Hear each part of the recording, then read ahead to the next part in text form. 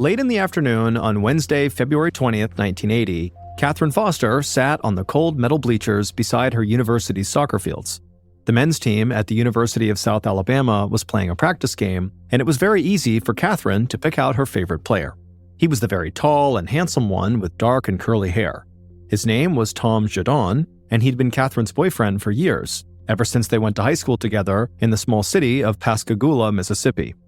Catherine and Tom were young, both just 18-year-old freshmen, but they were committed to each other. When they were seniors in high school, Tom received a soccer scholarship to the University of South Alabama in Mobile, so Catherine enrolled in the same school just to be near him. Catherine had earned the second highest grades in her entire graduating class, and so she could have gone to college anywhere, but realistically, it did not feel like a sacrifice for her to follow Tom to this school. The University of South Alabama was well known for its physical therapy program, which was Catherine's specialty, and so having her boyfriend there just made college that much better. While Tom and his teammates played soccer, Catherine called out to two young women looking up at the bleachers from the grass below. One was tall and thin, this was Tish O'Sullivan, and the other was shorter and more athletic looking, and her name was Jamie Kellum. And these two were Catherine's best friends, and when they saw Catherine calling to them, they smiled and rushed up to her and sat down on either side of her. And for a moment, all three young women just sat there and watched Tom and the other players out on the soccer field, but then the coach blew the whistle and called all the players to the sidelines. And so suddenly there was not soccer to watch, and so the three friends stopped looking at the field and they just looked to each other and began chatting. Catherine had known Tish since they were in elementary school. They'd gone to the same Catholic church and the same high school in Pascagoula, but Catherine had not met Jamie until her first day of college. She and Tish had been standing in line for registration, and Jamie happened to be in front of them. They got to talking and realized Jamie was also from Pascagoula. She had just gone to a different high school. That's why they didn't know her. And so the three young women bonded over their shared background, and ever since that fateful meeting, they'd been inseparable. They all loved the energy of living in a big city for the first time, and lately, the women had been keeping an eye on a brand new mall that was under construction in downtown Mobile. Jamie leaned over and told her friends that she thought the mall was actually finally open now, and so they should go check it out the next day. Catherine and Tish loved the idea, and none of them had anything to do in the morning, so they could go shopping, have lunch, and still be back in time for afternoon classes. So they agreed to meet in the parking lot outside of Catherine's dorm building around 10 a.m. the next day. Just then, Catherine's boyfriend Tom came jogging over. He was sweaty and his curly hair was sticking to his forehead, but Catherine didn't care. She gave him a big kiss on the cheek and then took his hand. Then all four friends headed for the university dining hall for dinner before settling in for another evening of studies. The following morning, Catherine woke up before her alarm and she immediately rolled out of bed and jumped in the shower. After that, she went to her closet and picked out a comfortable outfit for the cool morning: blue jeans, brown walking shoes, and a light sweatshirt. Then she sat in front of her mirror and swiped on some eyeshadow, mascara, and lip gloss. She blow-dried her curly light brown hair, thought about putting it up in a ponytail, but ultimately decided she liked it better down. And so Catherine was ready, early, like always. But just then, at about 9:30 a.m., she heard a knock at her door, and so she went to answer it. She smiled when she saw Jamie standing there. Jamie said she knew she was early, but she figured Catherine would be ready too, and she was right. Catherine laughed at how well they knew each other, and then the pair walked out to Jamie's car. But before they actually got to the car, Catherine stopped and said she had forgotten her purse. So she turned and ran back to her dorm to grab it while Jamie waited. Jamie leaned against the side of her vehicle and crossed her arms over her chest against the morning chill. After a few minutes, when still Catherine had not come back outside again, Jamie was so cold that she climbed inside of her car and turned it on, put on the heat, and turned on some music. And as she was sitting there waiting, it started to feel like Catherine was taking a really long time. Jamie thought about maybe going inside to check on her, but she told herself, Catherine's fine, she'll be out in a second. But after 3 more songs played and still Catherine had not come back out again, Jamie really started to get worried. But just then she looked up and noticed Tish walking across the parking lot towards her, and so Jamie rolled down the window and actually yelled to Tish, like, "Hey, come over here." And so Tish, sensing something was wrong, she ran over. And when the two women linked up, Jamie explained that Catherine had apparently lost her purse and gone back inside, but that was like 15 minutes ago and she still had not come back yet. Tish agreed that was weird, and it was not like Catherine to suddenly abandon her friends. And even if Catherine could not find her purse and that was the reason it was taking so long, she would have come back by now to tell them that was what was going on so they wouldn't worry. Also, remember, these were the days before cell phones, so a phone call or text message was just not an option. Tish could only think of one explanation. Maybe Catherine had run into her boyfriend, Tom, and decided to go hang out with him instead. It was definitely strange that Catherine never returned to let Jamie know, but the girls knew Catherine was head over heels in love with her boyfriend, and so that did kind of seem like something that could happen. Jamie nodded at this idea and agreed that Catherine could have dumped them for her boyfriend. But Tish had a class with Catherine later that afternoon, and so they'd be able to figure out what happened then. So Tish and Jamie, after waiting for a few more minutes and still not seeing Catherine, they decided to just go ahead with their shopping trip without Catherine. Tish got into the car, and the two young women pulled out of the parking lot and headed for the new mall in downtown Mobile.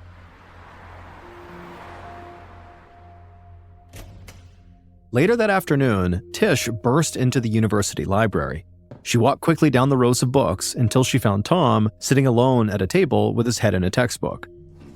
Tish sat next to him and tried to keep her voice at a whisper as she asked Tom where on earth Catherine was. But Tom just stared at her and said he didn't know, because he hadn't seen his girlfriend all day. He thought she'd gone shopping with Tish and Jamie that morning, and he assumed that right now she likely just got out of her afternoon class. Tish suddenly felt panicked. She told Tom that Catherine actually didn't go shopping with them that morning because she basically just kind of abandoned them, and she didn't show up to class, and she wasn't in her dorm room now. Nobody had seen her since before 10 a.m., and so now Tish and Jamie were running all around campus looking for her. Tom did look alarmed, but he told Tish there had to be a reasonable explanation here. He closed his textbook and thought for a moment. He said the only thing that could make Catherine miss class would be an emergency, which made him wonder if maybe something had happened with Catherine's family back in Pascagoula. Tom asked Tish if she had called Catherine's parents, and Tish said no, but she would right now. And sure enough, she rushed out of the library and headed towards her dorm room where she could use the phone.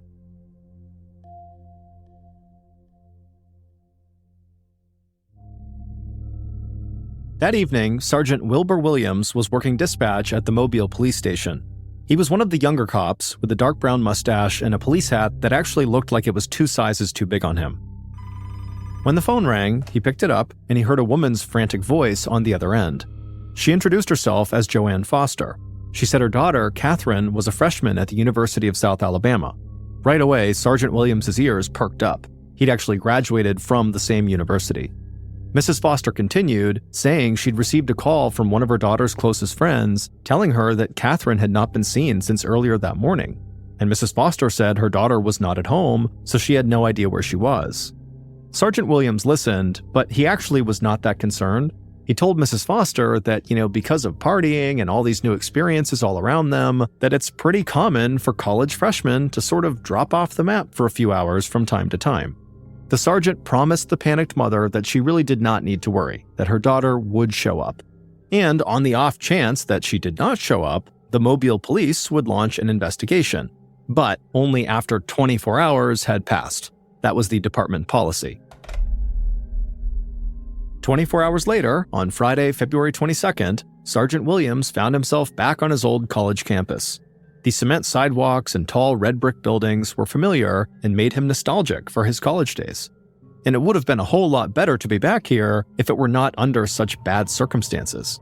Catherine Foster still had not been located after almost a day and a half, so the Mobile PD had officially opened up a missing person investigation, and Sergeant Williams was in charge.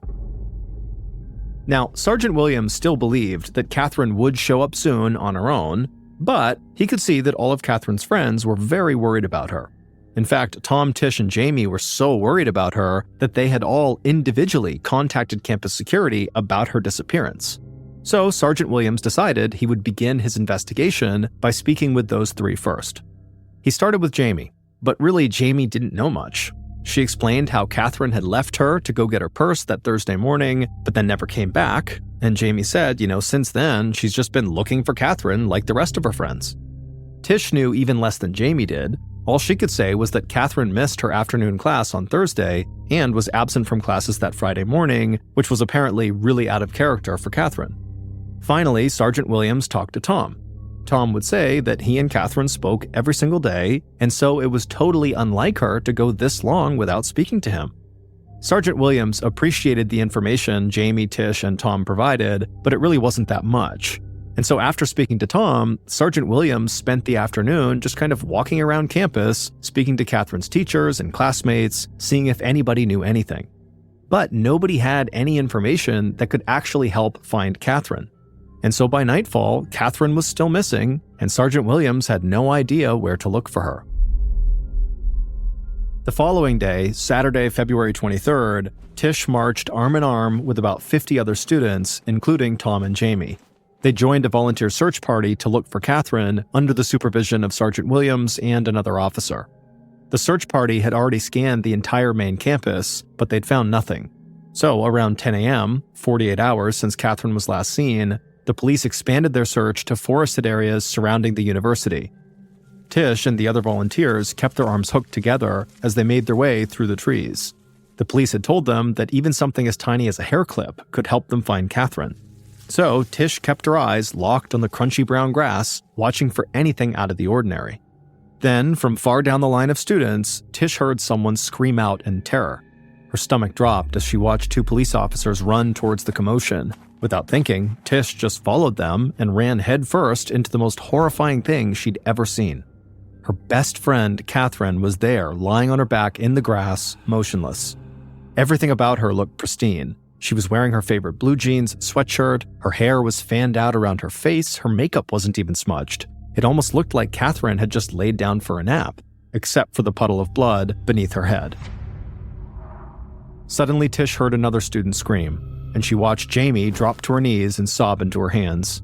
As more people joined the crowd, Tish saw Tom running up to see what was going on. But before Tom could get a glimpse of his girlfriend, Sergeant Williams began pushing the students back and grabbed Tom by the arm. The sergeant told him this was a crime scene now, and so they had to secure the area. Another officer quickly began wrapping yellow crime scene tape around the trees, creating a large perimeter around Catherine's body. And as this was happening, Sergeant Williams did his best to hide his shock. He had truly believed that Catherine would just show up again with a simple explanation for her absence. But now, of course, everything had changed. A student had been murdered on Sergeant Williams's former college campus, and he felt like it was now his responsibility to solve the case, especially when you consider the fact that he had kind of brushed off Catherine's mom's concerns initially. Sergeant Williams did an initial sweep of the area immediately around Catherine, but there wasn't much to find. The dirt and grass around Catherine's body did not look disturbed. There were no footprints, drag marks, or signs of a struggle. There was no blood anywhere except right beneath Catherine's head. Sergeant Williams couldn't find any signs of a weapon either. Soon, a few other Mobile Police Department officers showed up, along with the county medical examiner. Staff from the medical examiner's office lifted Catherine's body up and then placed it into a body bag. Then they carried the bag to the coroner's van so her remains could be transferred to the county morgue for an autopsy. A few hours later, Sergeant Williams arrived at the morgue to meet with the medical examiner about Catherine's cause of death. The two men sat down in the medical examiner's office, each holding a cup of much-needed coffee, while the medical examiner explained he had uncovered some crucial information. Catherine had died from 2 gunshots from a .22 caliber gun, one bullet in the back of her skull and the other in her right temple. Otherwise, her body showed no signs of assault or indications that she had been bound or beaten in any way. The medical examiner also said her body showed little signs of decomposition, which made him think that Catherine had only been dead for maybe 8 to 24 hours before her body was found. Sergeant Williams thought this over. Catherine disappeared on the morning of Thursday, February 21st, but based on the medical examiner's estimation, she was not killed until at least 1 full day later. It sounded like Catherine might have been kidnapped and then held captive for more than 24 hours before she was killed. But it also appeared that she was never restrained and never fought against her killer, so how could she possibly have been kidnapped? Sergeant Williams didn't really know how to make sense of these sort of contradictory clues, but he thanked the medical examiner and headed back to the police station. He knew he had a lot of work to do.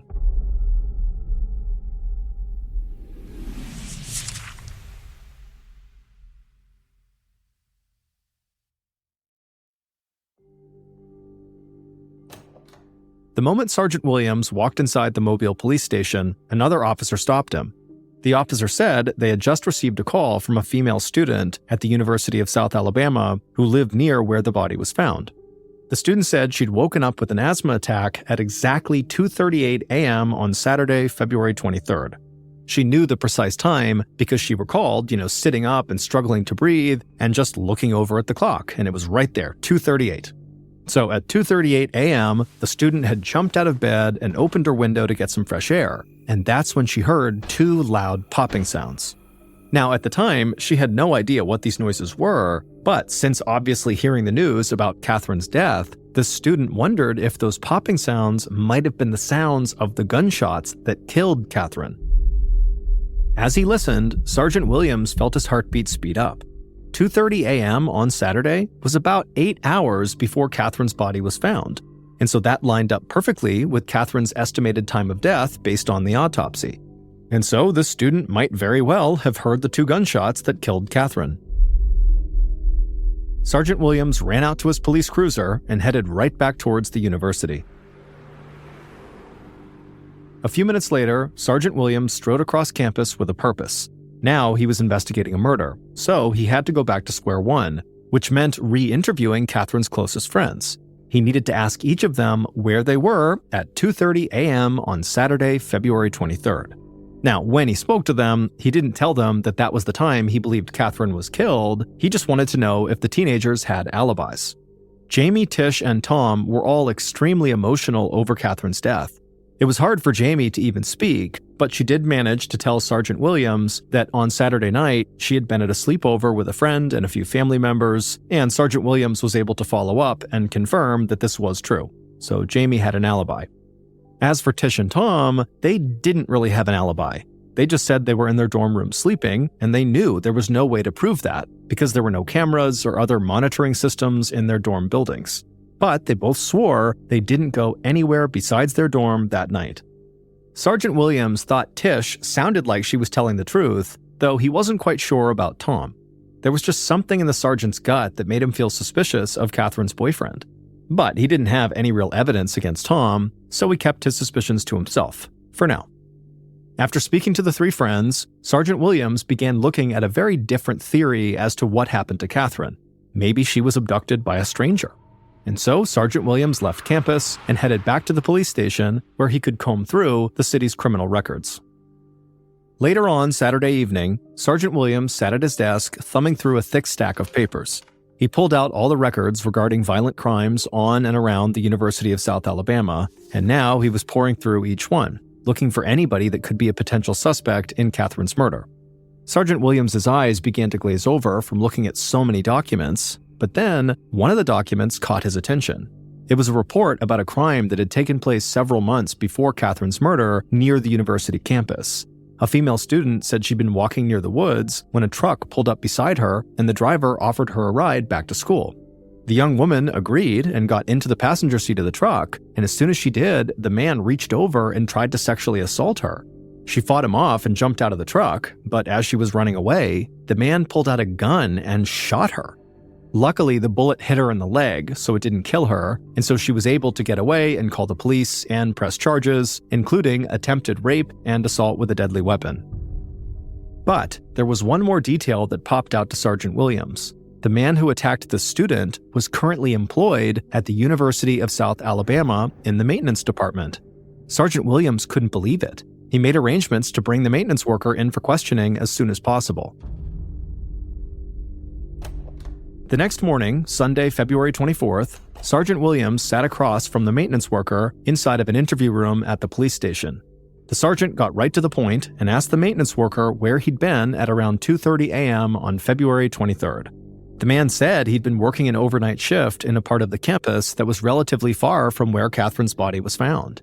To Sergeant Williams, this did not make this guy seem less suspicious. All it did is it showed this maintenance worker was fully awake and on campus at the time that Catherine was killed, probably on campus. But then Sergeant Williams called the maintenance worker's boss, who would say, the worker was under his supervision the entire night and he never disappeared.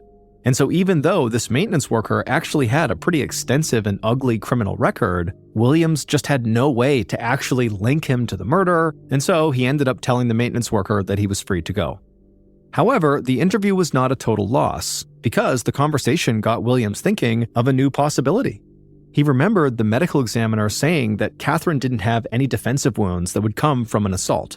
So he thought maybe she had gone into the woods where she was ultimately killed with a person who she trusted, like somebody who worked at the university, somebody in a position of authority.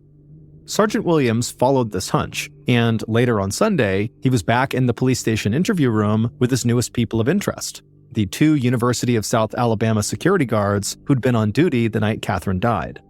Both men had been patrolling the campus on Saturday night around 2:30 a.m., and they claimed they always spent their entire shifts together when they worked overnight. The sergeant thought it was awfully convenient that each of these officers were able to provide an alibi for the other. For all Williams knew, they could just be covering for each other. But then, the security guard said they did remember something out of the ordinary happening that night. A little past 2:30 a.m., they heard 2 loud popping sounds.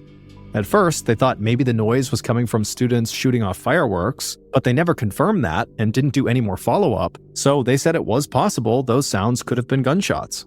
Sergeant Williams was pleased. Even though these guards clearly had alibis, and so Williams had to let them go, he did now have 2 more witnesses who might have heard the shots that killed Catherine. After the guards were gone, Williams reviewed all the information he'd collected. So far, he had quizzed 6 potential suspects about their whereabouts at the time of Catherine's death, and all of them had a good alibi. And since, for now, he was sort of out of potential other suspects to go investigate, he decided he would just turn his attention towards a new goal. He wanted to find the gun that killed Catherine, because obviously that could lead him to the killer.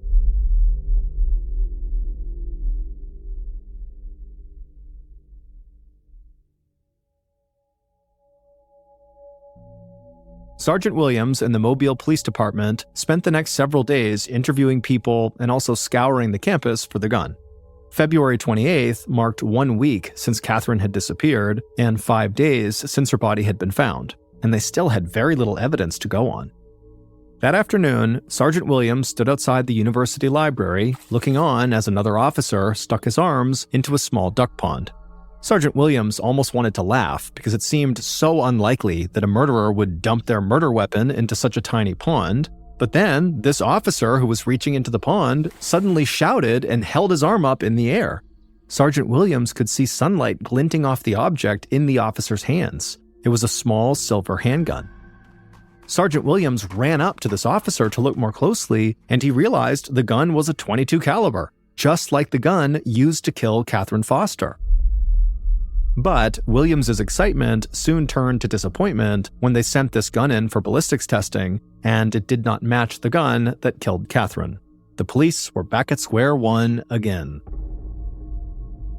Investigators continued looking for leads, but as time went on, the tips dried up and they were not able to make a big breakthrough.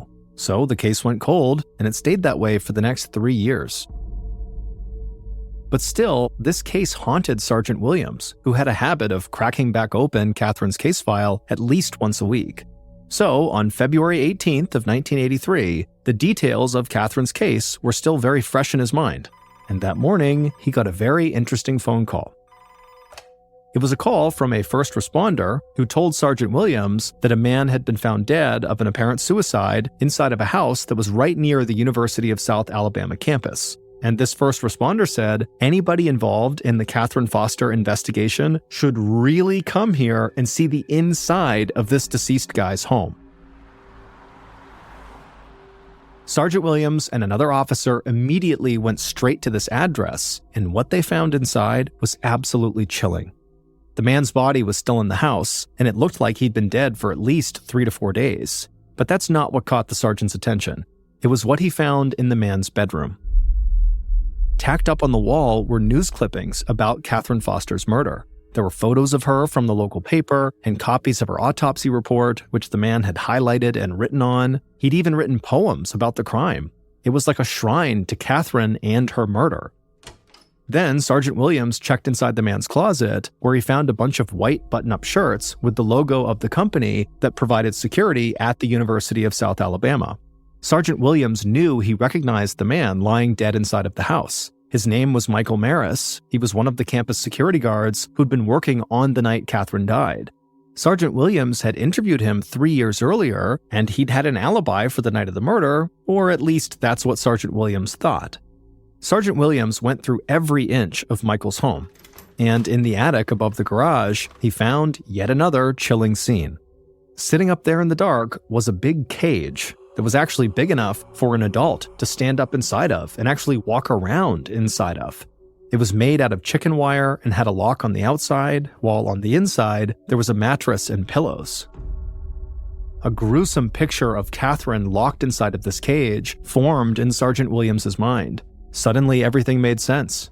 Maybe Michael had kidnapped Catherine and held her in this cage inside of his house before ultimately taking her out to the woods and killing her. Sergeant Williams rushed back to the police station and immediately contacted the other security guard who'd been working the night of Catherine's death. And this other guard swore up and down that he really had been telling the truth 3 years earlier. He was with Michael that entire night, and they had nothing to do with this. Sergeant Williams hung up the phone. He guessed it was possible that maybe Michael was not the killer, even though he had a creepy fixation on Catherine's murder. But how could anyone explain that cage he had up in his attic?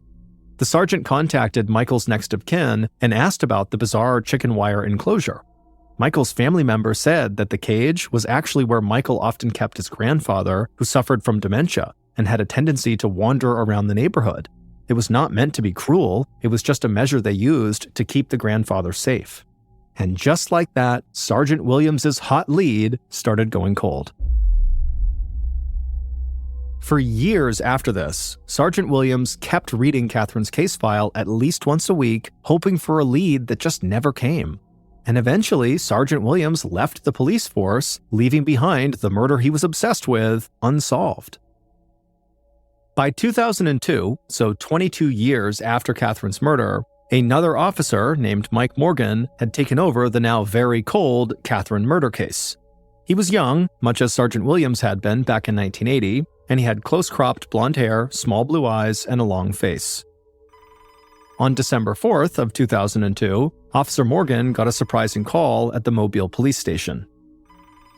The man on the other end said he was a police officer in Pascagoula, Mississippi, which was Catherine Foster's hometown. He told Officer Morgan that a witness had come into the Pascagoula police station with information regarding Catherine's murder. Officer Morgan's heart started to race. By now, the unsolved murder was like an urban legend among college students and police officers in the area, a mystery that might never be solved. Morgan never imagined he'd actually get a break in this case. Officer Morgan told the officer in Pascagoula that he wanted to speak to this new witness in person.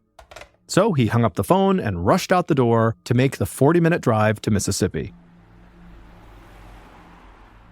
Less than an hour later, Officer Morgan was sitting in the Pascagoula police station with his heart still going a mile a minute. But the story that this witness ultimately told him was so incredible that Officer Morgan wasn't sure if he even believed it. It went against everything the Mobile Police Department thought they knew about Catherine's murder. Officer Morgan told this witness that he couldn't believe these wild claims unless he saw real proof. And this witness said Officer Morgan could see all the proof he could ever need if he just went to this one really specific address. So the officer got back in his police cruiser and he headed to that specific address. Morgan pulled up in front of a totally unassuming residential home. The owner was working in the yard, and they looked up when they heard a car pull up. Officer Morgan got out of the car, approached the owner, and explained why he was there. And so the homeowner then led the officer into the house and to a set of storage lockers. The owner unlocked one, pulled out the item that Morgan was asking for, and he handed it over. And the second Morgan looked down at this thing in his hands, he knew he had just solved Catherine Foster's 22-year-old murder.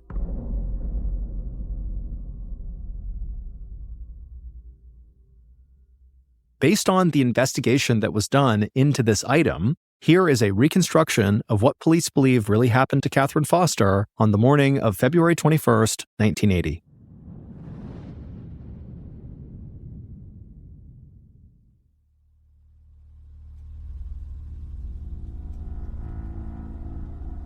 Catherine's killer felt very confident. They were sitting behind the wheel of their car, and when they saw Catherine walking outside of her dorm building, they jumped into action. They pulled up alongside her and began honking the horn and waving to her. Catherine looked over and her face lit up. She recognized the driver, and she was really excited to see them. Catherine ran over and hopped into the passenger seat. They chatted as they drove away from the university, but they didn't go very far. Catherine's killer rolled to a stop beside a wooded area just off campus and said they just remembered something. They said they needed a specific type of plant for a botany class they were taking. So they asked Catherine would they come into the forest with them and help them find it. And Catherine said, yeah, of course. And so the pair walked along the crunchy brown grass into the trees, and as they walked along, Catherine, who had her head down and was scanning the ground diligently for this plant, she began getting maybe a few steps ahead of her killer. And when this happened, and the killer realized Catherine was distracted, the killer stopped and just stood there staring at Catherine with rage burning inside of them. Then the killer quietly slipped off their backpack and then reached inside and began feeling around. And eventually they felt the .22 caliber pistol they had stolen from their grandmother, and they pulled it out, and without any hesitation, the killer raised that gun and aimed it right at the back of Catherine's head, and then they fired. But amazingly, Catherine did not fall down after getting shot in the head. Instead, she slowly turned around to look at her killer. Her eyes were wide with shock and confusion, and for a second, the two just stood there in silence, staring, until Catherine fell to the ground. But Catherine's killer could tell Catherine was not dead. She was still breathing. So they casually raised the gun again and fired a shot into her temple to make sure she was dead. Then the killer got out of the forest as fast as they could, and when they emerged from the trees, they tossed their grandmother's pistol into the nearest dumpster. Then they got back into their car, drove away from the crime scene, and went about their day like everything was perfectly normal. They didn't speak a word about what they had done for the next 22 years. But it would turn out trying to keep this horrible secret inside took a real toll on the killer. They began abusing drugs and alcohol, and eventually, in 2001, they joined an Alcoholics Anonymous group in Pascagoula in the hopes of getting sober. And as part of Alcoholics Anonymous, they began working through the famous 12-step program. Each step is designed to help people get to the root of their alcohol abuse and overcome it. And as part of Step 8, Catherine's killer was instructed to make a list of everyone they had ever wronged, and Catherine's name was right at the top of that list. But the killer ran into a problem. Step 9 was about making amends to these people they had wronged. But Catherine was obviously dead, and so the killer didn't know how to apologize to someone who was not alive. So Catherine's killer confided in another member of their Alcoholics Anonymous group, explaining exactly what they'd done to Catherine Foster. And this other person said the best way to make amends would be to write Catherine an apology letter and read it over her grave. And that's exactly what the killer did. In late 2002, they stood in the cemetery where Catherine was buried in Pascagoula, Mississippi, holding a handwritten letter. They looked around to make sure they were alone, and then they read their apology out loud. The letter said, "Dear Catherine, after all these years, I have come to you. It is me, Jamie, the girl who took your life." It would turn out one of Catherine's two so-called best friends, Jamie Kellum, was actually her killer. The story about how Catherine had said she needed to go back into her dorm to get her purse and then she went missing, that was all a total lie told by Jamie to cover for herself. Officer Mike Morgan had figured this out through the witness who had come into the Pascagoula police station back in December of 2002. That witness was the Alcoholics Anonymous group member who Jamie had confided in, the one who suggested she write the apology letter. But after hearing about what Jamie had done, the witness just could not bear to keep the secret, and so they told Officer Morgan everything. And then they also told Officer Morgan the specific address of where this letter was currently located, because that was obviously the proof Officer Morgan needed. And this address led Officer Morgan to Jamie's stepfather's house, where apparently Jamie had hidden this letter inside of a locker. And so when Morgan asked the stepfather for the letter, Jamie's stepfather replied, quote, "You mean the letter?" So it sounded an awful lot like the stepfather knew what the note contained. And the letter didn't just contain Jamie's confession about killing Catherine, it also detailed her motive for killing Catherine. Although nobody knew it back in 1980, Jamie was absolutely obsessed with Catherine's boyfriend, Tom, the tall, handsome soccer player. Jamie and Tom had met long before either of them went to the University of South Alabama. They'd crossed paths at a tennis tournament during high school, and while Tom did not really remember Jamie, she never forgot him. She kept tabs on him through the gossip in their small Mississippi hometown. In 1979, she found out Tom was in a serious long-term relationship with Catherine Foster, and that both of them were heading to the University of South Alabama for college. Jamie had received tennis scholarships to multiple schools in the southern United States, but she chose to go to the University of South Alabama, where she did not receive any scholarship money, for the sole purpose of secretly following Tom. And the day that Jamie met Catherine and Tish magically in the registration line, and they all became best friends, that was not a coincidence. She intentionally inserted herself into that friend group to be closer to Tom. And then she began taking pictures of Tom and showing them to her family, claiming that he was actually her boyfriend. She even kept a lock of Tom's hair. Now, Tom had no idea this was happening, and neither did Catherine. But as Jamie realized that breaking up the young couple was going to be harder than she thought, she got more and more desperate. She wanted to get Catherine out of the way, and she believed there was only one way to do that: to murder Catherine. So she carried out the crime, then casually went shopping with Tish at the new mall like nothing happened. And then Jamie got really lucky because the medical examiner incorrectly estimated the time of Catherine's death at 8 to 24 hours before the body was found, when in reality, Jamie had actually killed Catherine about 48 hours before. And Jamie had a great alibi for that window that the medical examiner had identified. She was with family and friends. And so as a result, police never really suspected Jamie at all.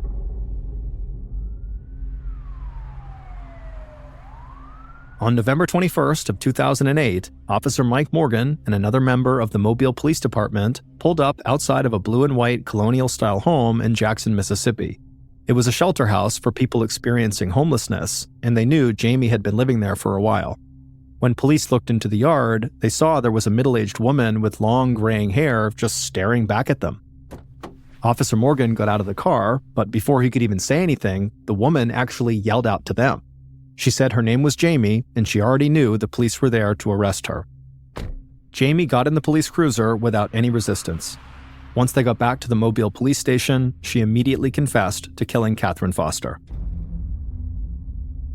Jamie would later try to claim she was innocent, but ultimately a jury found her guilty of first-degree murder, and she was sentenced to life in prison.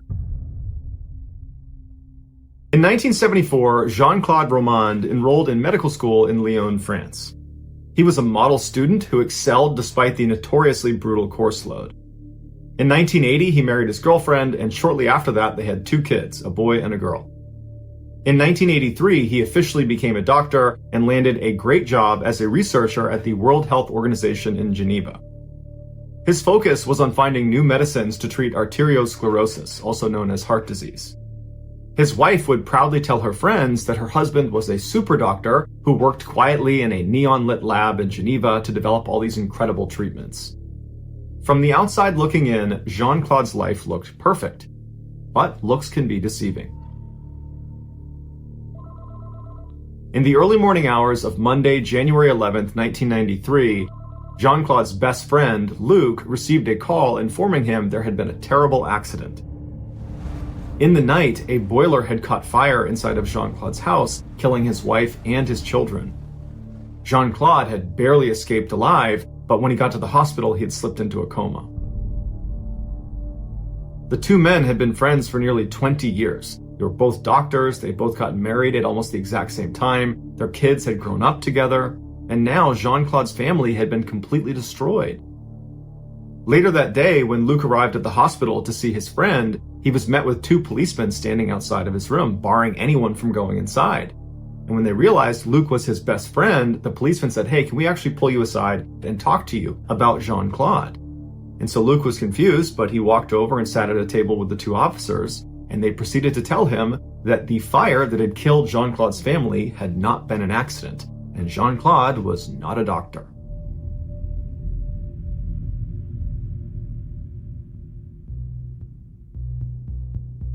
Jean-Claude had enrolled in medical school in Lyon back in the 1970s, but he failed to show up for his first year exam. And without passing that exam, you can't advance in medical school. And so the school allowed him to retake the year.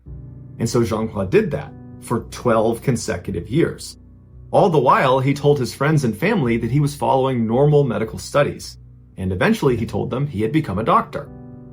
Instead of going to Geneva to discover new medicines for heart disease, Jean-Claude would drive around the border area between France and Switzerland and periodically go to the World Health Organization's Public Information Center and would just walk around the lobby and read pamphlets before going home again. When Jean-Claude went on overseas business trips, he would actually just leave his house, hop on the highway, and stop at a motel, stay there for a couple of days, and then return with gifts. He lived off money from the sale of his student apartment in Lyon that his parents had bought for him. When the money ran out, he asked his friends and family to give him their life savings so he could invest them into these schemes that he knew about because he was a UN employee. And because he's this very successful, reputable doctor, people agreed and gave him their money. But by late 1992, some of his victims were asking for their money, and he didn't have it. And so some of these people began doing some research on Jean-Claude, and they found his name was not listed on the World Health Organization's staff list. By January of 1993, Jean-Claude knew it was only a matter of time before he was exposed. And to this point, he has been living this lie for almost 20 years. His wife, his kids, his friends, his parents, everybody, he has told that he's the successful doctor, and that's all about to come crashing down. And the way he handles it is he drives to his parents' house and he kills his parents and their dog, and then drives back to his house and kills his family, takes sleeping pills, and then lights the house on fire. But firefighters were able to get to him and pull him out before he could take his own life, and so after he regained his strength, he was taken into custody and he made a confession.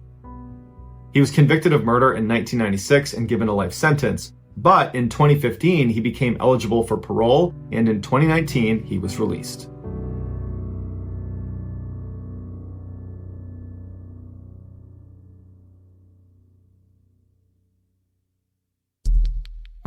Our next story is called Drunk.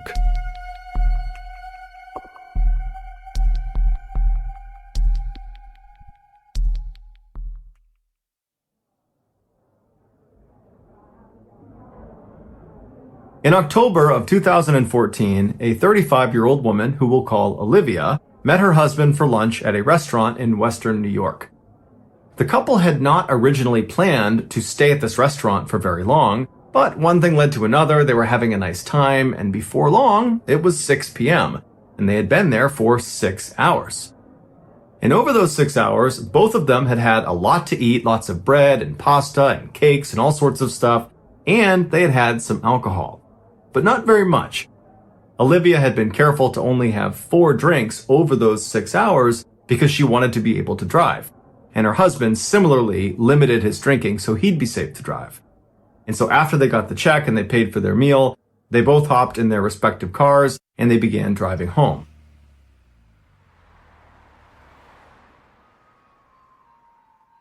As Olivia was making her way home, she unfortunately got a flat tire, and so she pulled off to the side of the road and she called roadside assistance. As she was waiting for help to show up, another motorist happened to drive by, and they misunderstood what was happening. They saw Olivia standing outside of her car with the tire popped off, and they thought she'd been in an accident. And so they called the police and reported it. And so the police show up a few minutes later, they pull up right behind Olivia, and when they get out, they ask her, are you okay? Do you need any help? And she would say, oh no, I just had a flat tire. I'm totally fine. Thank you for stopping though. But the police, as they're listening to her speak, they see her eyes look kind of glassy and glazed over like she's drunk. And as she was speaking, they could have sworn she was slurring her words. And so they said, hey ma'am, have you been drinking tonight? And she would tell them that, well, yeah, I have had a few drinks, but only 4 over the last 6 hours. And I don't feel drunk at all. That has nothing to do with the situation I'm in now. I'm not drunk.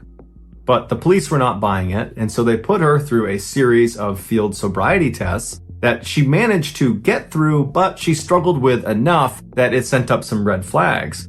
And so they made her blow into a breathalyzer. A breathalyzer is a device that uses your breath to register how much alcohol is in your system, also known as your blood alcohol content, or BAC for short. BAC is scored as a percentage out of 100. And while no one should ever get behind the wheel of a vehicle if they are impaired, it is the case that in America, you are allowed legally to operate a vehicle if your BAC is 0.08% or lower. For reference, if a 160-pound female consumed about 3 alcoholic drinks, maybe a little bit more, in the course of an hour, she would most likely have a 0.08% BAC. If that same 160-pound female were to consume, let's say, 8 alcoholic drinks over the course of an hour, she would definitely not be allowed to legally operate a vehicle because she would be very, very drunk. Her BAC would have spiked to 0.2%, which would put her in the range where she would most likely have alcohol poisoning and eventually she would most likely lose consciousness. If this same 160-pound female were to consume 13 alcoholic drinks over the course of an hour, her BAC would jump all the way up to 0.4%, where she's not just drunk and unable to operate a vehicle. At that level, you're talking about potentially dying from consuming that much alcohol. When Olivia blew into this breathalyzer, she fully expected that she would be below the 0.08% legal limit, because after all, she'd only had 4 alcoholic drinks over a 6-hour period, and so that would put her well below that legal limit. But that was not the case. She blew a staggering 0.33%. The cops couldn't believe what they were looking at because they're looking at Olivia and they're thinking at that level, she should be somewhere between losing consciousness and dying, but here she is just standing there talking to us, acting a little bit buzzed.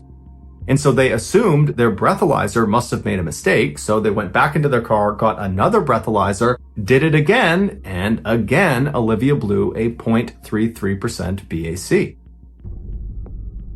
The officers couldn't understand how this woman had such an extreme alcohol tolerance, but regardless, they charged her with driving while intoxicated and then brought her to the hospital for medical intervention. There, her BAC remained high even after a full day had passed without her consuming any more alcohol.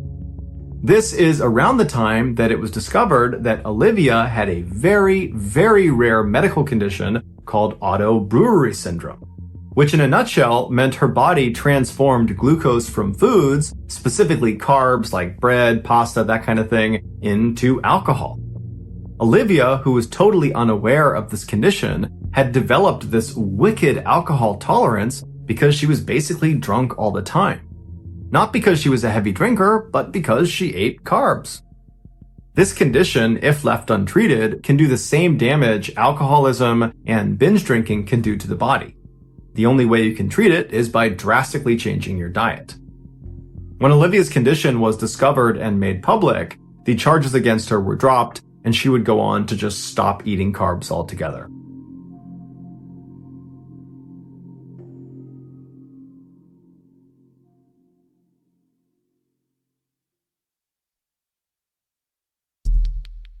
The next and final story of today's episode is called Identical Strangers.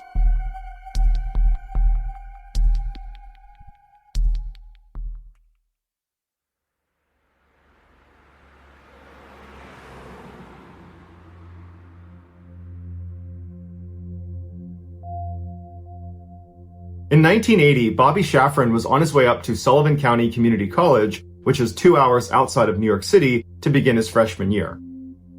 Even though he was from the area, he didn't know anybody that was going to this particular school, and so he was pretty nervous about it. Plus, he wasn't that popular in high school, and he had a hard time making friends. When he pulled into a parking spot at the school, he saw a sea of people getting out of their parents' cars and carrying boxes up to their dorm rooms. And so he took a deep breath, hopped out of his car, grabbed his backpack, and began walking across the lawn towards the dorm building. On his walk over, Bobby was surprised when he felt like all these random strangers on the lawn were looking at him like they knew him. And a couple people yelled out to him and said, "Hey, it's good to have you back here." And one girl actually ran up to him and kissed him on the cheek and said, "Oh my gosh, I'm so happy you're back." And Bobby said, "I think you got the wrong person. I don't know you." And she laughed and she just ran away. And so Bobby's totally bewildered by this because he doesn't know anybody, but everybody seems to know him. And so he walks up the steps and he goes inside the dorm building. And as he's walking down the hall, people are high-fiving him and patting him on the back. And then right as he's about to turn the corner towards his actual dorm room, someone down the hall behind him yells out, "Hey, Eddie, what's going on, man?" And Bobby knew whoever it was yelling at him. Because this whole situation had been so weird, he felt like this had to be a case of mistaken identity. And so Bobby turned around and he saw at the other end of the hall another student who he didn't know, clearly waving at him and yelling out, "Hey, Eddie, come here. What's going on, man?" And so Bobby walks up to him and says, "Hey, I'm not Eddie. I don't know what's going on, but everybody thinks I'm somebody that I'm not, but I'm not Eddie. Who's Eddie?" And the guy said, "Yeah, okay, Eddie. It's good to have you back here, man." And then walked off. And so Bobby's like, what is going on here? And so Bobby turns and he goes back up to his dorm room and he goes inside and he just shuts the door. And he's thinking, I just want to be left alone for a second because this is not right. This is not how a freshman who doesn't know anyone gets welcomed at any school or any place in the world. This is totally unusual. And just a couple of minutes after being inside of his dorm room, he hears a knock on the door. And Bobby's like, oh great, who is it now? Who is it that thinks I'm someone I'm not? So he opens the door and there's another student who he doesn't know who's standing there. And this guy, his face just drains of color and he starts shaking when he sees Bobby. And they're both looking at each other like, what's going on here? And the student says to Bobby, "Were you adopted?" And Bobby said, "Yeah." And then the student said, "Is your birthday July 12th? And Bobby said, "Yeah." And so the student goes, "Okay, my name is Michael, and I am best friends with a guy named Eddie Galland, and you are his clone. You have got to be his identical twin." At this point, to Bobby, this almost made sense, but it was so crazy to imagine having some identical twin he didn't know about. And so Bobby asked Michael if he could go meet Eddie because he's got to be a student here. And Michael said, well, actually, Eddie decided not to come back to school this year, which is probably why everyone you talked to was so excited to see you because they love Eddie and they thought you were him, and so they're psyched to have you back. After talking for a couple of minutes, Michael tells Bobby that they have to go call Eddie and they have to set up a meeting so that Bobby can meet Eddie and vice versa. And so Michael and Bobby run outside to a payphone booth, they hop inside, they're crammed in there, and they dial up Eddie. And as soon as Eddie answers, Bobby grabs the phone and just says, "Hey Eddie, my name's Bobby and everybody thinks I'm you." And then Eddie says, "Yeah, I've been getting a lot of calls about that too." And Bobby would later say that when he first heard Eddie's voice, he said it sounded like his own voice coming through the phone. And so ultimately, Eddie invited Bobby and Michael to come to his house so that Eddie and Bobby could see if it really was true that they were twins. And so Michael and Bobby hopped in Bobby's car and they sped 2 hours to Eddie's house. And when they got there, it was the middle of the night, and Eddie's house is the only house in this quiet suburb that has all the lights on. And so Michael and Bobby walk up the path towards the front door of Eddie's house. And right as Bobby is about to knock on the door, it flies open, and standing in front of Bobby is his exact clone. It's Eddie. And Eddie's looking back at Bobby, and he can't believe what he's looking at. They are definitely identical twins, and they both immediately saw that. Michael would say after Bobby and Eddie just stared at each other for about a minute, they just started laughing. It was like they were total strangers, but at the same time, they had this connection immediately. They knew they were related, and they were laughing, and they hugged, and they just stared at each other. And Michael said anytime Bobby would tilt his head, Eddie would mimic it, and vice versa. It was like they were looking into a mirror.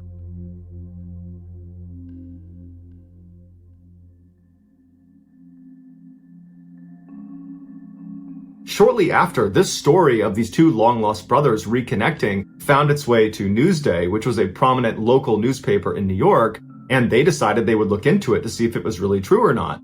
And so one of the editors had a junior reporter fly out and actually see Bobby and Eddie face to face and see if it was really true that they were in fact identical twins.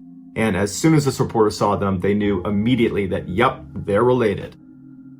And so Newsday printed this totally heartwarming fairy tale story about these two long-lost brothers reconnected after all these years just because of a chance encounter in college. And everybody loved it.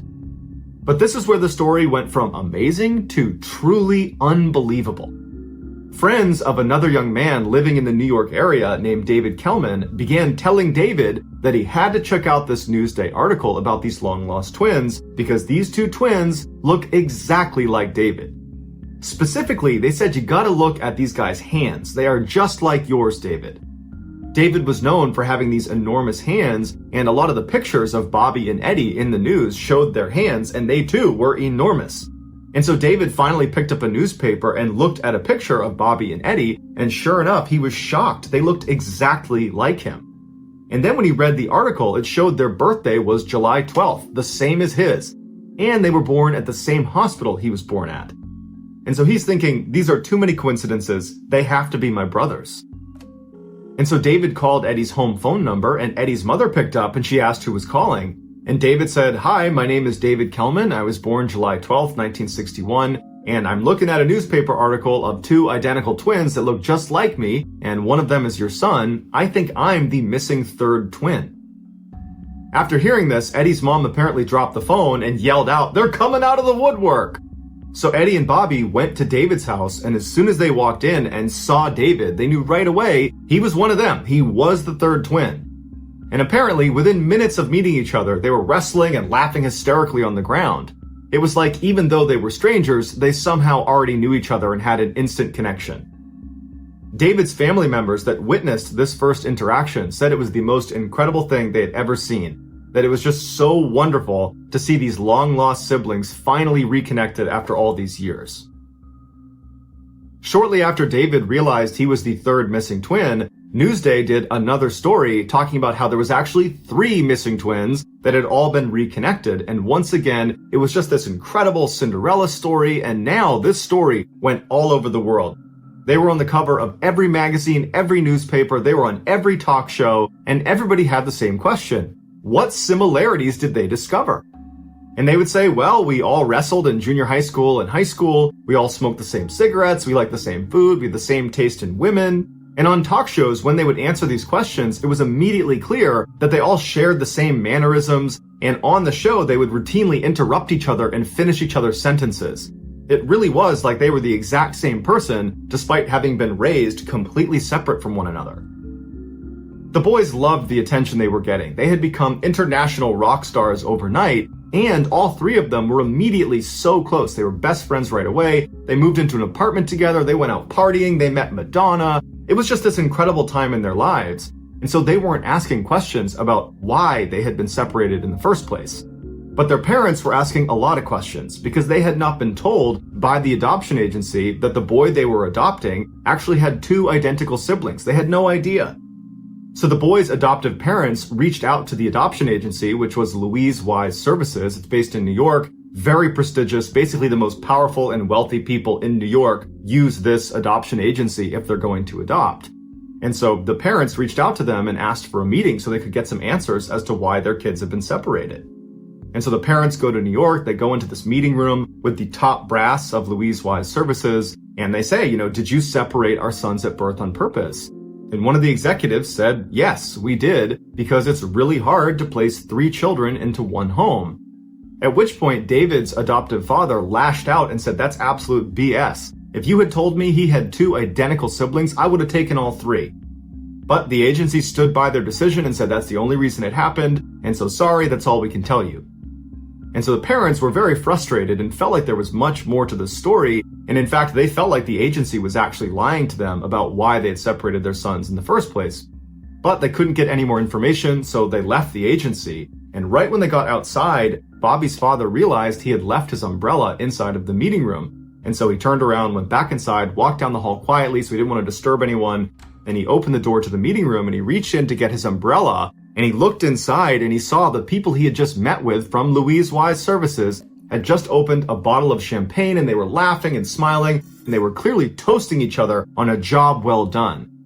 And even though Bobby's father did not go in there and confront them about what they were celebrating, he got the sense that they were celebrating having dodged a bullet, that they clearly had just lied to the families of these 3 triplets, and they'd gotten away with it. And so between the parents' general sense that the agency was clearly hiding something, and then Bobby discovering this champagne toast as soon as they left, the parents decided they needed to get in touch with some lawyers to help them get to the bottom of why their sons had been separated. And so initially, a number of really prestigious law firms in New York were excited to take this case. But shortly after, they all contacted the families to say, well, actually, there's a conflict and we can't do it anymore. And the parents believed this was because the adoption agency, Louise Wise Services, and some of their more prominent and powerful clients were pressuring the lawyers not to dig into this, that clearly there was some secret that they did not want uncovered.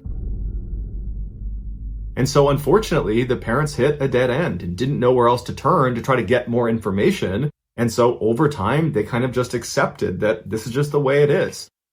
And as for their sons, they didn't really care that much because the way they looked at it, at least they had each other now. And so over the years, the boys continued to stay really close. They started families of their own and had lots of family get-togethers. It was just a really happy time in all of their lives. And at some point, the boys actually went into business together and opened their own restaurant in New York called Triplets. And the first year, it was extremely successful, did over $1 million in revenue. But in the second year, the brothers started to fight with each other about how to run the restaurant. And in many ways, this was their first major conflict. They hadn't grown up together. They had never really fought. And so now they're fighting over money and how to run the business. And it got really bad really quick, and they just could not come to any sort of compromise. And so at some point, Bobby left the business. He said, I don't want to do this with you guys anymore.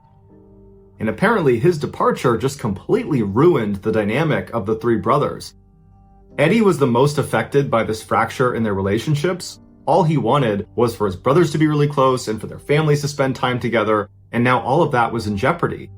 And so Eddie started showing signs of severe depression and was ultimately hospitalized for 3 weeks. And then shortly after getting out of the hospital, he took his own life. This was beyond devastating for the two brothers and the rest of their family. Around this time, a journalist named Lawrence Wright, who had always had a fascination with identical twins, found an obscure scientific article called Psychoanalytic Study of the Child. It detailed a New York-based study about identical twins that were intentionally separated at birth and then given to different adoptive families to be studied. Although it wasn't clear what they were actually studying or why they needed identical twins to do this research. In this article, Lawrence discovered all the babies that had been used in the study came from the same adoption agency. The same one the triplets had come from, the Louise Wise Services in New York. And so Lawrence called Bobby and told him that based on this article, it seems like he and his brothers were used in a scientific study. Bobby and David were totally furious. They felt like they'd been treated like lab rats. They also wondered if their being separated at birth had a negative impact on their mental health, and that might have contributed to Eddie's depression and untimely death. Lawrence wound up writing an article about this twin study he had discovered, and after he published it, another set of twins found out they had been a part of the study and discovered themselves.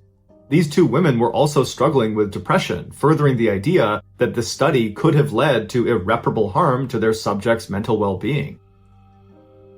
At this point, David and Robbie did not expect anybody to be held accountable for this study. Instead, they just hoped to find out why it was done and what they were testing for and what the results were. And so they began working with Lawrence to try to get those answers. They contacted Louise Wise Services, who did admit that yes, actually this was part of a study, but they didn't give any information about what the results were or why they did it. And so they did some digging and they discovered the guy in charge of the actual scientific study was this doctor named Peter Neubauer, who was this very well-known psychologist in New York. And so Lawrence managed to get an interview with this doctor, but the doctor basically said, I won't answer any of your questions and I won't give you any information about this study. And he never published his findings. Right before the doctor died in 2008, he made sure the entire study was put under seal inside of the Yale University archives so no one could access it until 2066, which has led many people to believe that the reason he set it so far out was to guarantee all of these subjects in this study would have died by the time it was made publicly available, protecting his own legacy and the people that were involved in this study.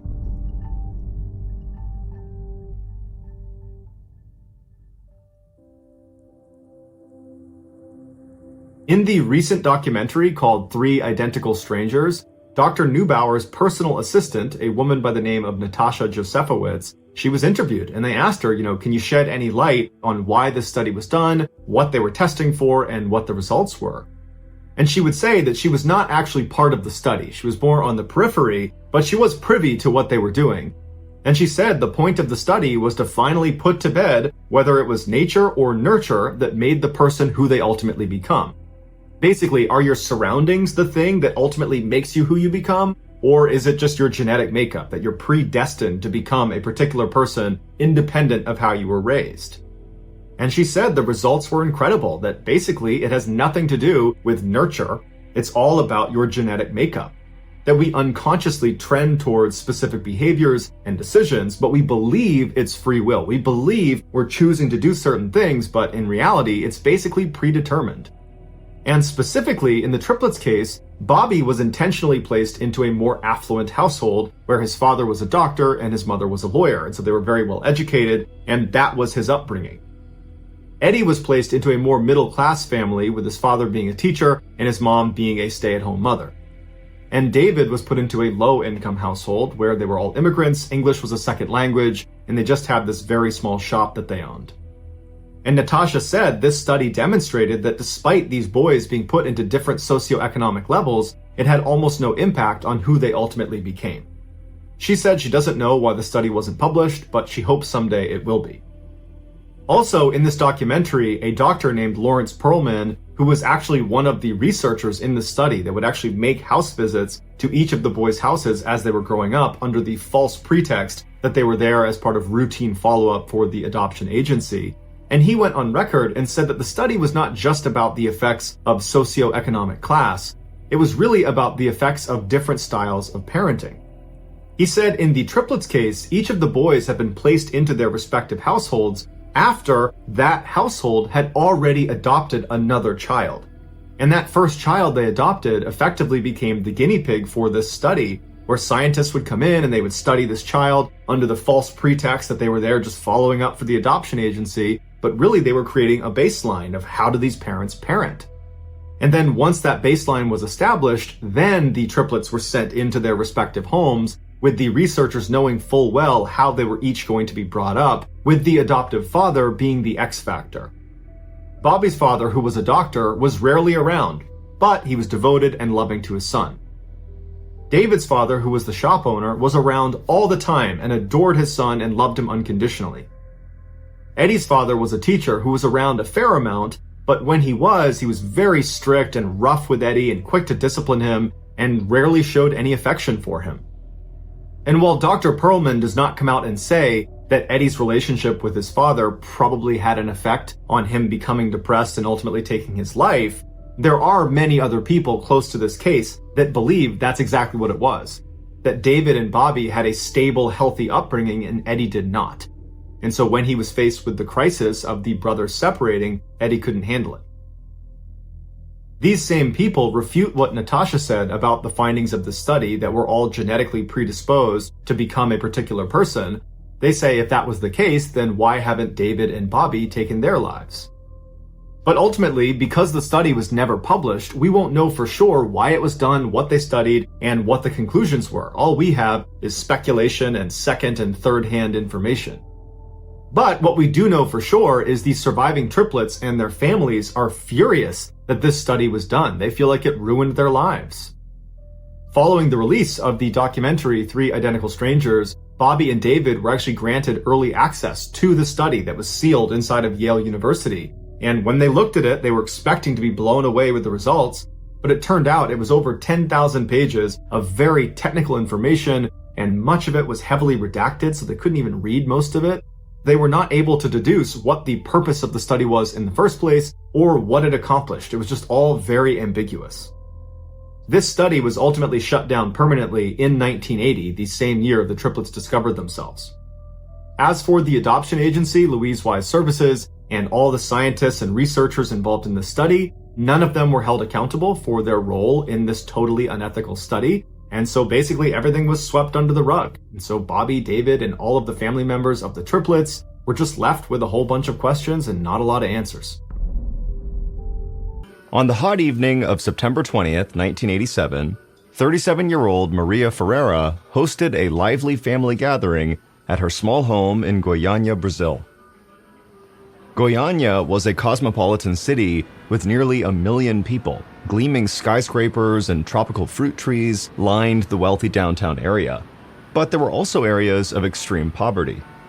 Maria and her husband, Davayer, lived in one of these lower-income neighborhoods where they owned and operated a scrapyard on their property. It was hard work, especially in the intense tropical heat. But Maria and Davayer made a great team. Maria liked to joke that even though Davayer was short and stocky, he always had his head in the clouds. Devayer would tease Maria when she took things too seriously, saying that that was why she had a gray streak in her long brown hair. But on this night, Maria was totally relaxed. There was plenty of delicious food and drink with people she loved, and they were able to pay for it because they had a little extra money from selling more scrap metal than usual. Maria and Devayer had also acquired a rare good luck charm a few days earlier. They never had much in the way of material possessions, but they tried to find beauty in their everyday life. This time, it was in a trinket Devayer had found. As they passed it around the table, she felt grateful for all the good fortune that had come their way. In the chair next to Maria, Devayer scooped a spoonful of black bean and pork stew onto his plate. He was listening to his brother, who was a bus driver, tell a story. He always had something funny to share from one of his routes. Devayer's other brother, Ivo, was there as well with his wife and their 6-year-old daughter, Lei Ji. The little girl's big brown eyes and joyful laugh filled Maria with love. Lei Ji was the closest thing she had had to a daughter since she didn't have any children of her own. It was the perfect night, and that called for a toast. Once everyone refilled their glasses, Maria raised hers in the air and thanked her family for coming. They all cheered and drank to the future. Later, after everyone left, Devayer went into the garage to finish up some work. As Maria washed coffee cups and put away plates, she could hear thunder in the distance. The next morning, on September 21st, Maria woke to the sound of rain pelting her tin rooftop. Goiânia's rainy season normally ran from October to April, but this year it had started earlier than usual. As Maria climbed out of bed, she noticed that she didn't feel well. Her body was stiff and her stomach felt upset. She wrote off her discomfort to the previous night's festivities and tried to carry on with her day. But as time passed, Maria was starting to feel increasingly sick until finally, after a few hours, she started violently vomiting. Now, the pain in Maria's stomach was so bad that she decided she needed to see a doctor right away. She slowly got dressed and walked out to tell Devayer. Maria found him working in the scrapyard. It was cluttered with old refrigerators, large pieces of sheet metal, and disassembled machines. Devayer offered to take her, but she said she didn't want to distract him from his work, so she told him she could get there on her own. Maria took a bus to a nearby hospital and was able to see a doctor right away. After the doctor examined her, he said everything was fine. She must be having an allergic reaction to something she ate. Maria was relieved it wasn't something more serious. She found it hard to believe she could be this sick from food she was used to eating, but the doctor reassured her and said to go home and rest and she would feel better soon.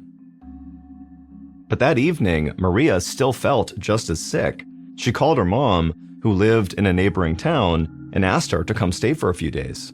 Maria's mother took a bus there right away, and once she got there, she did her best to nurse her daughter back to health, feeding her broth and herbs, but whatever Maria had caught, it just wasn't going away.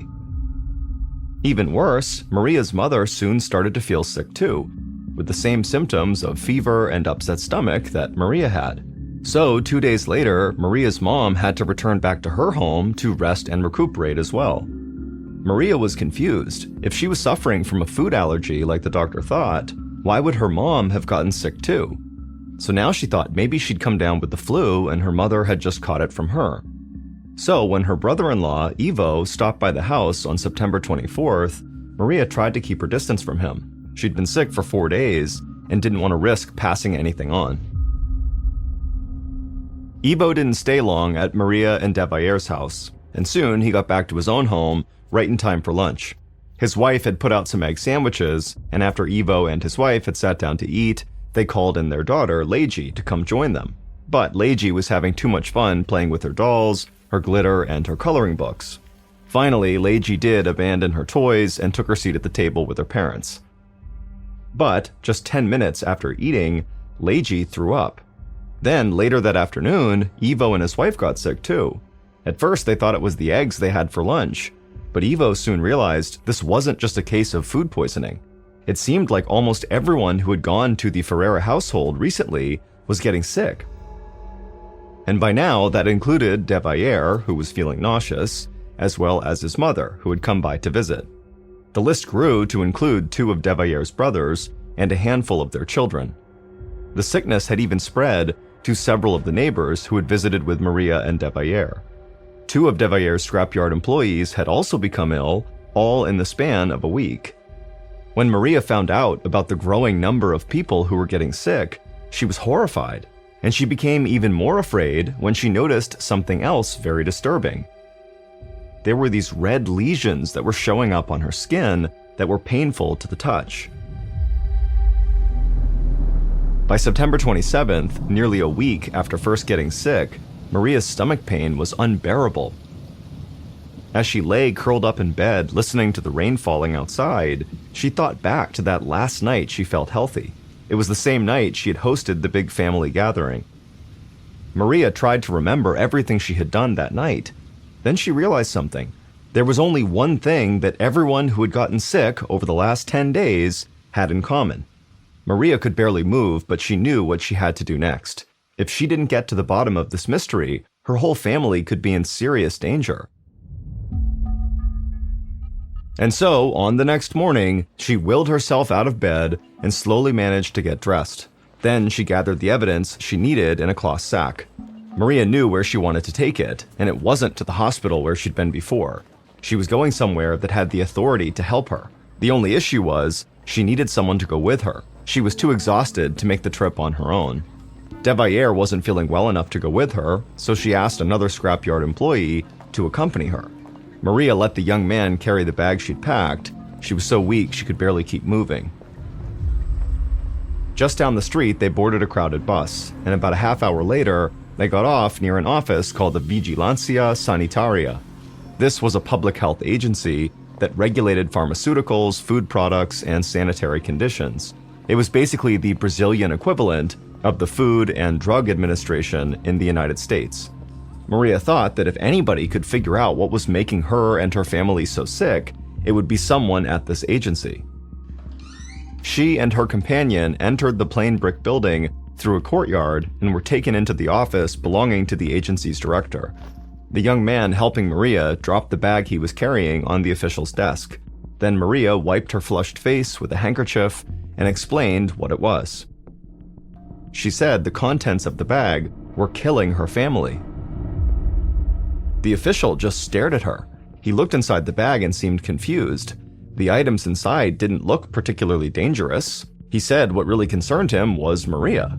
Maria knew she was sweating and visibly shaking, and she noticed his expression as he looked at all the lesions and burn-like marks on her arms. The official told her that right now, she just needed to see a doctor, but he did promise he would take a closer look at what was in the bag. And, just to be safe, the official put the bag on a chair in the building's courtyard, then made sure Maria knew how to get to the nearest health clinic. Maria was skeptical. The last time she'd seen a doctor, he'd given her the wrong diagnosis, but she didn't know what else to do, so she and her companion left the agency and headed to the bus stop. Maria insisted that her companion return to the scrapyard and get back to work. Unsure and scared about what she would find out, Maria boarded the bus alone. A short time later, a doctor at this clinic carefully examined Maria and then gave her a new diagnosis. He said she was right. She was not experiencing an allergic reaction or food poisoning. What she had was a tropical disease, and her family and friends who were sick probably had it too. He explained that the unusually heavy rains had been spawning mosquitoes and a host of other bugs that carried infectious diseases. A virus like dengue or Zika would explain her symptoms, including the burn-like lesions she'd developed. The doctor assured Maria that this was all very manageable and that everything would be okay. Then he arranged to have her transported to the Tropical Diseases Hospital for specialized treatment. Maria's unease lightened, and she even managed a weak smile. She finally had a real explanation for what was happening to her and her family. It was a relief to think that the bag she had left at the health agency didn't actually have anything to do with a tropical virus. Less than an hour later, Maria arrived at the Tropical Diseases Hospital. As a doctor took her vitals, she asked if he knew what type of virus was going around. But instead of answering her question, the doctor gently took her arm and began closely examining her skin lesions. Then he called one of the nurses over to look at them. The nurse said she'd seen some other patients with similar burns in the last few days. Suddenly, the doctor's face turned serious, which made Maria extremely nervous. He continued to examine her, and then he stepped back. He explained that the doctor at the previous health clinic had been wrong too. Maria's symptoms did not line up with any kind of tropical disease he'd ever treated. In fact, this doctor was afraid Maria's symptoms were connected to another sickness entirely, and if he was even partially correct, they would need to move quickly. This could be a dangerous situation. The doctor asked her detailed questions about the past several days, and Maria shared everything she could remember. She could see the alarm spread across his face the more they talked. Maria felt a terrible wave of panic and nausea start to wash over her, and then she felt like she needed to tell him about the bag. So she explained that she had brought this bag and left it at the public health agency in hopes that they would analyze it. As soon as she said this, the doctor quickly excused himself and ran as fast as he could to the phone. He called a physician at the state's Department of the Environment. He tried to hide the rising panic in his voice as he explained the urgency of the situation and that action needed to be taken immediately. Both doctors agreed that the bag Maria brought to the public health office had to be examined as soon as possible to prevent the spread of what was making everyone sick.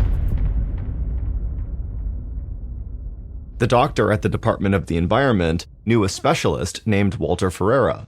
Dr. Ferreira, who had no relation to Maria and her family, would be able to properly analyze the bag's contents. But because it was late in the evening, they wouldn't be able to contact him until the next day. Early the next morning, Dr. Ferreira was getting dressed when his phone rang. It was the doctor from the Department of the Environment calling.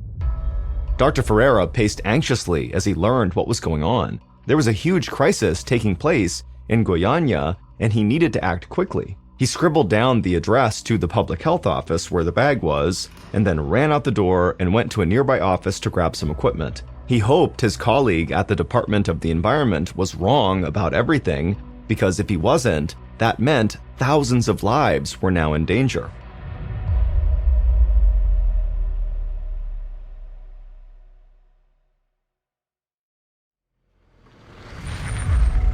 About an hour later, Dr. Ferreira arrived at the public health office. Before he entered the courtyard, he pulled a device out of a case. The device would reveal if their terrible suspicions were correct.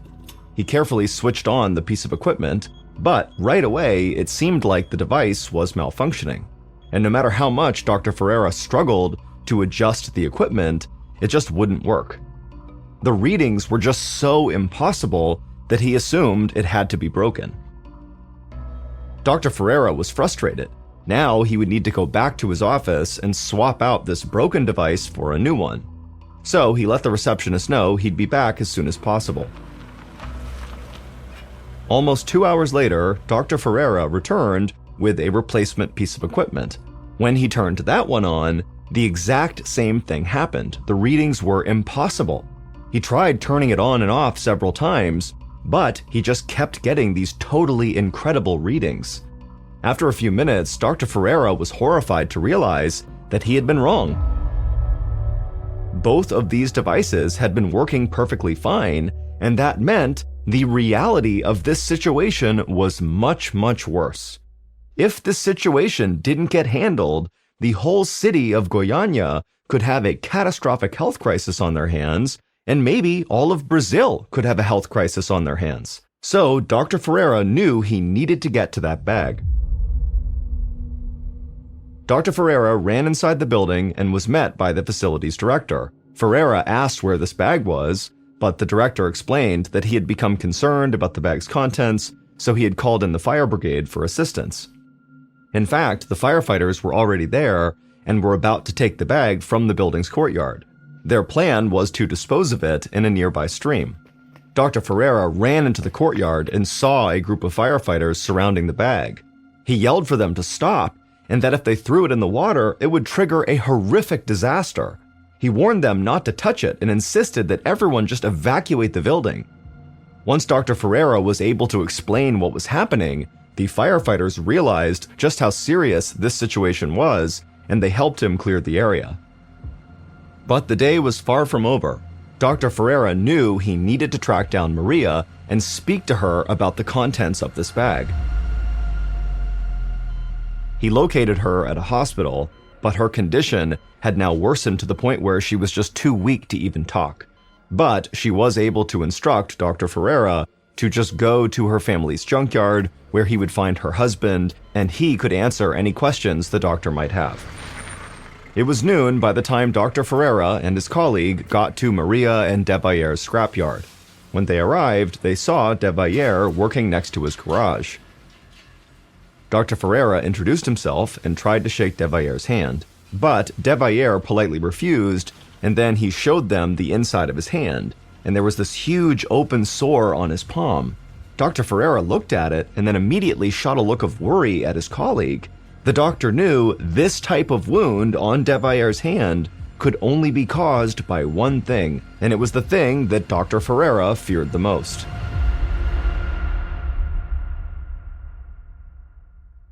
Devaillere told them that this whole situation began 11 days earlier on September 18th. That morning, around 10 a.m., a young man had stopped by their scrapyard and told him about some scrap metal he'd found and wanted to sell. He had never seen anything like it and thought it was valuable. Devaillere said he was interested and told the young man to bring it over. Later that day, the young man returned, now hauling something in a wheelbarrow. Inside this wheelbarrow were the disassembled pieces of a large metal contraption. There was also a small capsule shaped like an oversized thermos. Devaillere thought both items were made of stainless steel, which would earn him a nice profit. But after Devaillere examined the capsule more closely, he became even more excited. It was lined with lead, which was an even more valuable metal. Devaillere paid the man the equivalent of about $30 and brought his new purchases into his garage. He left them there before heading inside to eat dinner. Once he was done eating, he headed back to the garage to start extracting the lead. But when Devaillere opened back up the garage doors, he was amazed by what he now saw inside. A strange blue glow was now coming from the thermos-shaped capsule. Devaillere was a deeply spiritual man and thought he might have encountered something supernatural. He grabbed the metal capsule and called Maria into the garage so she could see it too. When Maria saw its unusual glow, she was just as mystified as Devaillere. They took a closer look and saw that the blue light was coming through a small window on the side of the capsule. The window looked like it had already been punctured with a screwdriver, probably by the young man who had just sold it to Devaillere. Maria thought there could be a priceless gemstone hidden inside, but Devaillere was sure that it was actually a holy relic that would bring blessings and good fortune to the family. Devaillere was determined to continue examining this object. So he poked around the small opening with a screwdriver and removed what appeared to be several small pellets of a glittery bluish powder. The pellets were part of a slightly bigger pile that still sat deep inside the capsule. For all Devaillere knew, this luminous powder could be worth thousands of dollars. It could change their lives in a way they'd never imagined. As Devaillere told the doctors of this discovery, he remembered how special he felt handling the powder, and he wanted his whole family to experience it. This was the good luck charm they shared at their big family dinner. Over the next few days, Devaillere shared his discovery with more family and friends and neighbors, and each time someone came over, he brought out the special glitter. Small groups of people gathered around the capsule and peered through the broken window to admire the glowing powder inside. Many touched the small pellets Devaillere had extracted. Seeing how excited everyone was about the powder made Devaillere determined to extract the rest of it from the capsule.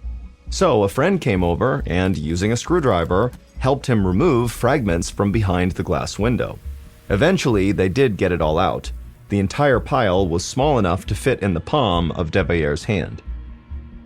Once all the powder had been extracted, Devaillere gave the capsule to two of his employees and asked them to melt it down for metal and sell it to a nearby scrapyard. Then he brought some of the powder to Maria, who in turn dusted it all over her pajamas and bed sheets. Devaillere gave a grain-sized fragment to his brother, the bus driver, who rubbed it on his hands before heading into work. And on his shift as a bus driver, he came into contact with dozens of people. Another one of Debayer's brothers dipped his finger in the blue powder and traced a cross on his abdomen for divine protection. Maria's mother handled some of the powder while she was taking care of Maria, and then she too became ill. Around that same time, Debayer had given some fragments to his brother Ivo, and later, Ivo's daughter, Leji, played with the glittery crystals and rubbed them all over her hands and arms. And then immediately after doing that, she had eaten her egg sandwich and become ill right away. Debayer also shared his good luck charm with several neighbors, who began having symptoms as well. After Maria had spent days wondering what might have caused so many people to get sick so quickly, she finally realized they all had one thing in common. They all had come in contact with this mysterious blue powder. So, on the morning of September 28th, 10 days after buying this capsule, Maria told Debayer she was taking what was left of the powder and the capsule to the local health agency to be analyzed. She placed these remnants in a large cloth bag, then she headed out with one of Debayer's employees to retrieve the parts of the capsule that had been sold to the other scrapyards. She managed to collect most of it. Those were also placed in the bag that Maria brought to the public health office. The story confirmed Dr. Ferreira's worst fears. He asked Debayer about the young man who first sold him the capsule and where he'd gotten it. Debayer said he wasn't sure, but he thought it might have come from some sort of abandoned facility that was located nearby. Dr. Ferreira turned to his colleague and saw that the other doctor's face had now gone white, because he knew exactly where that capsule had come from. It was a clinic that had closed 2 years earlier, a cancer treatment clinic. The capsule had come from a radiation therapy machine, and the magical blue powder that was inside wasn't from a precious gemstone. The powder was a highly radioactive material called cesium-137. When properly contained in the capsule, the powder's destructive capabilities could be used for focused cancer treatments. But without that protective shell, the powder became one of the most lethal substances on Earth. Maria and the others were not suffering from a tropical disease or any of the other things that doctors first thought. They were experiencing massive radiation poisoning, and the lesions they had developed were radiation burns. The handful of powder that Debayer found was enough to make more than 200 people extremely ill and place thousands more in danger. Dr. Ferreira knew all this because he was a medical physicist, and the tool he had tried to use outside of the public health agency was a radiation detector. He thought both detectors were broken because they were making so much noise and their readings were so high they were literally off the charts. But the detectors were correct. They were reading such high levels of radiation in the vicinity of where this bag was that contained the powder that the federal government would have to get involved. And now that Dr. Ferreira had confirmed just how serious the situation had become, he contacted Brazil's Nuclear Energy Commission. Within a matter of hours, they started testing thousands of Goiânia's residents for radiation poisoning in the city's sports stadium. On the morning of September 30th, 13 days after Debayer bought the capsule, workers in hazmat suits arrived in the courtyard of the health agency to properly dispose of the bag that contained the radioactive material. The abandoned cancer clinic, where the blue powder was first discovered, was demolished as well. On October 23rd, Maria Ferreira finally died. Her niece, Leji, also died on the same day. They were each buried in special fiberglass, lead-lined coffins to prevent radiation from leaking out. By the end of the month, Debayer's 2 young employees also died as a result of the exposure they had received when they melted down the capsule for Debayer. While Maria's husband, Debayer, survived the tragedy, he never mentally recovered. Debayer died in 1994, 7 years later. Thankfully, no one else died from the radiation exposure, but many others sustained amputations, severe burn scars, and lifelong medical conditions. the Goiânia incident remains one of history's deadliest disasters involving medical radiation.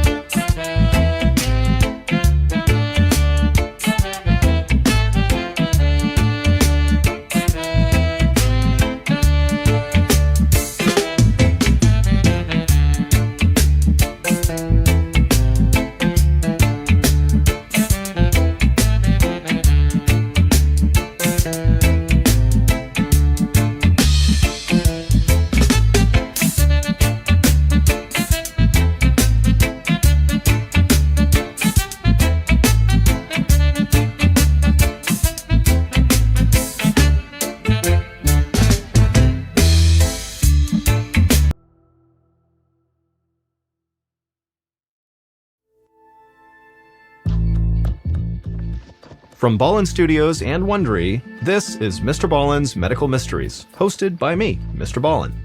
A quick reminder, the content in this episode is not intended to be a substitute for professional medical advice, diagnosis, or treatment.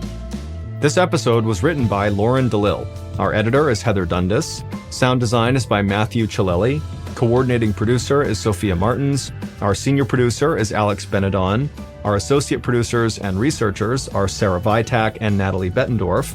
Fact-checking was done by Sheila Patterson. For Ballin Studios, our producer is Alyssa Tomanang. Our head of